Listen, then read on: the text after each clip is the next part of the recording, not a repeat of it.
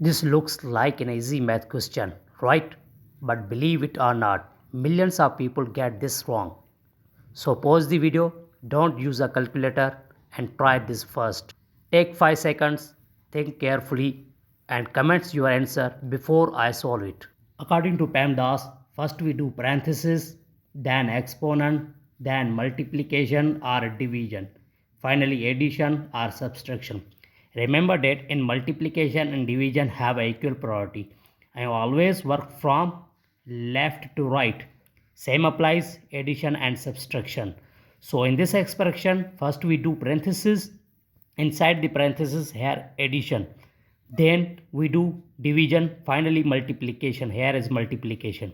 So first we do parenthesis, 21 divide 7 times, here 2 plus 1 gives us 3.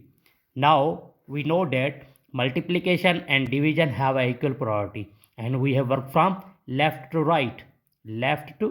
So first we do division, 21 upon 7 times 3. Now 7 and 21 cancels to each other, table 7, 1 and 3.